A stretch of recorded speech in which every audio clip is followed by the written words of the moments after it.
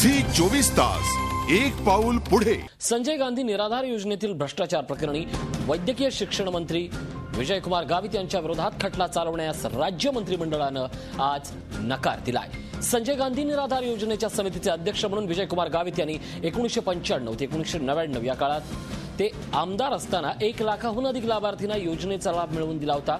यातील 20% लाभार्थी हे बोगस आणि मृत होते। या विरोधात विजयकुमार गावित यांच्या मतदारसंघातील सामाजिक कार्यकर्ते रमेश गावित यांनी 2002 मध्ये तक्रार नोंदवली होती। या प्रकरणी न्यायालयानं राज्याच्या मुख्य सचिवांवर ताशेरे ओढत 6 आठवड्यात कारवाईचे आदेश दिले होते।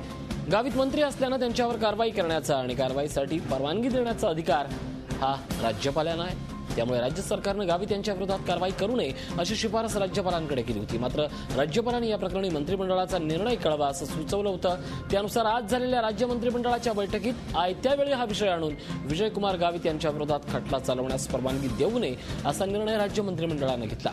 मंत्रिमंडळाचा हा निर्णय आता राज्यपालांना कळवला जाईल। त्यानंतर राज्य सरकारचा निर्णय मान्य करायचा की गावितांवर कारवाई करायला राज्य सरकारला भाग पाडायचं हे आता सर्वस्वी राज्यपालांवर अवलंबून आहे। अतिशय महत्त्वाची बातमी आहे।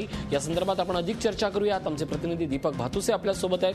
दीपक, आपण पाहतोय की सगळ्यांचं लक्ष लागलं होतं मंत्रिमंडळ काय निर्णय घेत आहे, पण मंत्रिमंडळानं तुर्तास सभाही दिलाय, आता लक्ष लागलंय तर राज्यपाल काय निर्णय घेत आहे याकडे काय सांगाल याबद्दल?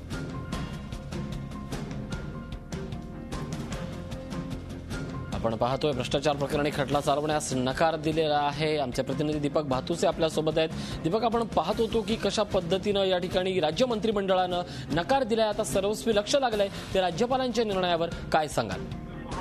ऋषी, या प्रकरणी खरं तर परवानगी दिली असते तर ते राज्य सरकारसाठी मोठी अडचणीची गोष्ट झाली असते आणि विशेषतः राष्ट्रवादी काँग्रेससाठी अडचणीची गोष्ट झाली असते। आधीच राष्ट्रवादी काँग्रेसच्या अनेक मंत्र्यांवरती भ्रष्टाचाराचे आरोप आहेत आणि त्यात विजयकुमार गावित यांच्या विरोधात भ्रष्टाचार प्रकरणी खटला चालवण्यास परवानगी दिली असते तर राष्ट्रवादी काँग्रेसची मोठी बदनामी झाली असते। त्यामुळे राष्ट्रवादीकडून दबाव आल्याचं समजते या प्रकरणी की राज्य सरकारने परवानगी देऊ नये।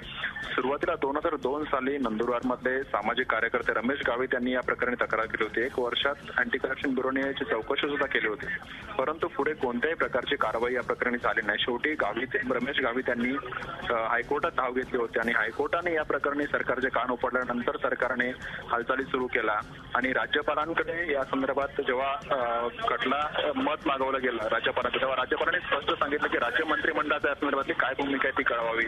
आणि आज जी राज्य मंत्रिमंडळाची बैठक झाली त्या बैठकीत अचानक आयत्या वेळेला हा प्रस्ताव समोर आणण्यात आला आणि या प्रकरणी खटला चालवण्यास परवानगी देऊ नये असा निर्णय मंत्रिमंडळाने घेतला आणि एक प्रकारे विजयकुमार गावितांना पाठीशी घालण्याचा प्रयत्न असल्याचं बोललं जात आहे। नक्कीच या सगळ्या संदर्भात आता यापुढेही मंत्र्यांवर जेव्हा जेव्हा चौकशीचे आरोप होईल त्यावेळीच ही चरी ओढली जाईल का हे पाहणं आता महत्त्वाचं ठरणार आहे। धन्यवाद दीपक या सगळ्या माहितीबद्दल। आमचे प्रतिनिधी दीपक भातुसे आपल्याला या संदर्भातले अपडेट्स देत होते।